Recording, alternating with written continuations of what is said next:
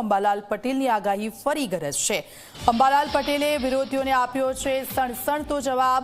અંબાલાલ પટેલ ફરી હવામાનના મોરચે તૈનાત। વિવાદોના વાવાઝોડા વચ્ચે અંબાલાલની આગાહી અડીખમ। ખેડૂતોના હિતમાં અંબાલાલ મેદાને છે। આગાહી તો થશે જ, જેને માનવું હોય તે માને, નહીતર કંઈ નહીં। હું કોઈ આર્થિક લાભ નથી લેતો, મારા પર કોઈ કાયદાકીય પગલાં ન લઈ શકે। અંબાલાલ કાયદાકીય જ્ઞાન મેળવીને સીધી જ કરશે આગાહી। પરંપરાગત જ્ઞાનના આધારે આગાહી કરીએ છીએ। ખેડૂતો અને સામાન્ય જનતાના હિતમાં આગાહી કરીશ। તો આપ જો વિજ્ઞાન જાથા જે રીતે આક્ષેપો કર્યા હતા અને તેને લઈને અંબાલાલ પટેલે ગઈકાલે એવું કહ્યું હતું કે હવેથી હું આગાહી કરીશ નહીં, કારણ કે હું કોઈ આર્થિક લાભ લેતો નથી અને મારે આ વિવાદોમાં નથી પડવું। મારી ઉંમર થઈ ગઈ છે ને એટલે હું હવે આગાહી નહીં કરું। પરંતુ ખેડૂતોનું એવું કહેવું હતું કે અંબાલાલજી જે આગાહી કરે છે એ સટીક હોય છે। 90 થી 92% તેમની આગાહી સાચી પડે છે અને હવે અંબાલાલ પટેલ કે જેઓ ફરીથી આગાહી કરશે તેવું એમનું કહેવું છે। જાણીતા હવામાન નિષ્ણાત અંબાલાલ પટેલે ગઈકાલે તે આગાહી નહીં કરે તેવી જાહેરાત કરી હતી। ત્યારબાદ આજે ફરીથી આપણે હવામાન નિષ્ણાત અંબાલાલ પટેલ સાથે જ છીએ। આપણે તેની સાથે જ વાત કરીશું। કાકા, સૌ પ્રથમ પ્રશ્ન એ છે કે હવે તમે આગાહી કરશો કે નહીં કરો? ખેડૂતોના હિતમાં આગાહી કરશો? લોકોએ પણ તમને સમર્થન આપ્યું છે, આગાહી તમે કરશો કે નહીં કરો? આગાહી અત્યારે તો વિચાર વિનિમય માટે જ કરું છું, કારણ કે કાયદાકીય ગૂંચ છે। વકીલ સાહેબનું કહેવાનું થતું હતું કે આગાહી કરી શકાય, પરંતુ હજુ આ બાબતમાં વધુ ડિબેટમાં બેસશું। પરંતુ આ આગાહી અત્યારે હાલ તો માત્ર વિચાર વિનિમય માટે કરું છું અને આ વિચાર વિનિમય સાર્થક રહેશે કે નહીં એ જોવું રહ્યું। આ આગાહી જે છે એ કોઈને માનવી હોય તો માને અને ન માનવી હોય તો ન માને તેમ કહું છું। આ આગાહી, અમારી આગાહી જે છે એ અત્યારે પ્રસ્તુત આધુનિક ટેકનોલોજી જ્ઞાન અને પરંપરાગત જ્ઞાનની સરખામણી રૂપ જ અત્યારે કરું છું। આમાં શું પરિણામ મળે છે તે માટે આ કરી રહ્યો છું। આ અમારી આગાહી દાવાદુબીથી આમાં બંધાયેલા નથી।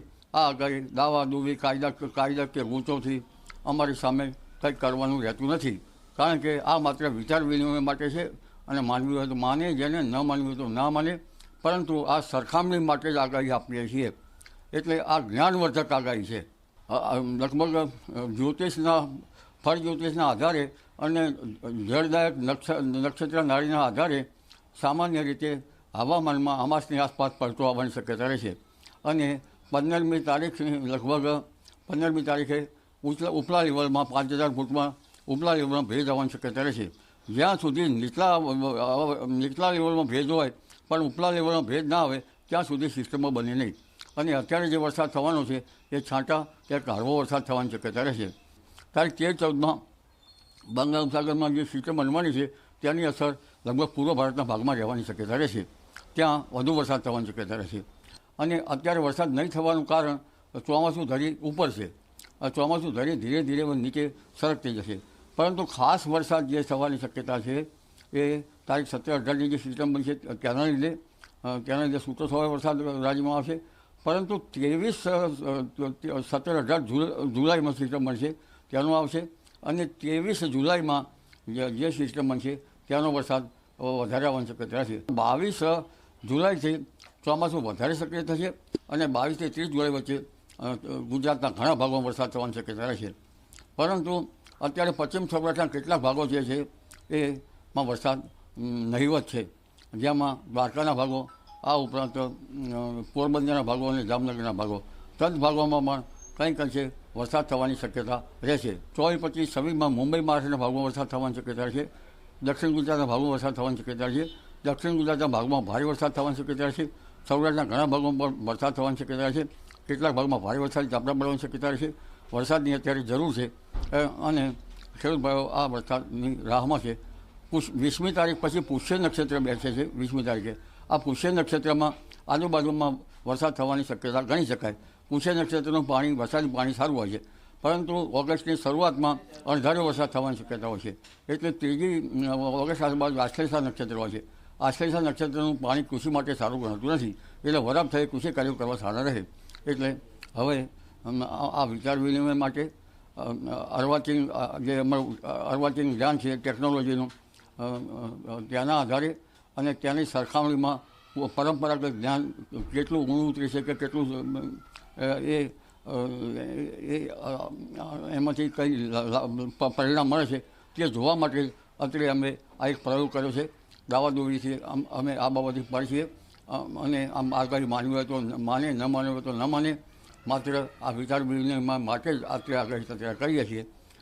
જ્યારે આમાંથી આ મંથનમાંથી કાયદાકીય જ્યારે વધારે અમને ખ્યાલ આવશે પછી અમે સીધી આગાહી કરીશું. કાકા, ખાસ કરીને પૂર્વ નાયબ મુખ્યમંત્રી નીતિન પટેલ, ભારતીય કિસાન સંઘ સહિત જે સંગઠનો છે તે પણ આપના સમર્થનમાં આવ્યા છે. તો શું કહેશો? એ લોકોએ કહ્યું છે કે આ પ્રશ્ન ખેડૂતો અને અંબાલાલનો છે, આમાં વિજ્ઞાન જાથાને કંઈ લેવા દેવા નથી. તો શું કહેશો તેને લઈને? આ એક્ટ જે છે એ અંધશ્રદ્ધા નિર્મૂલન એક્ટ છે. આ એક્ટ મેં વાંચ્યો નથી અને આઈપીસીની ધારા એ પણ મને ખ્યાલ નથી. પરંતુ આ ભાઈ આપણને એક્ટ જણાવતા જ નથી. કયા એક્ટ કયા ધારા નિયમ એ એક્ટ મને જણાવે તો સારું. આ તો માત્ર હવામાં તીર મારે છે.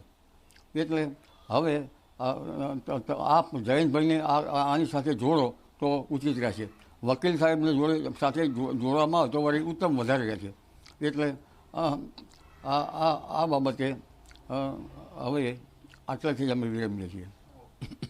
ખાસ આ હતા આપણી સાથે અંબાલાલ પટેલ. તેઓએ કહ્યું છે કે હાલ તેઓ આગાહી કરશે, પરંતુ આગામી સમયમાં તેઓ કાયદાકીય જે ગુજ છે તેને વધુ જાણકારી મેળવ્યા બાદ તેઓ સીધી જ રીતે આગાહી ટૂંક સમયની અંદર કરશે તેમ પણ તેઓ કહી રહ્યા છે. કેમેરામેન રમેશ ડોડિયા સાથે દુર્ગેશ મહેતા, જી મીડિયા, ગાંધીનગર.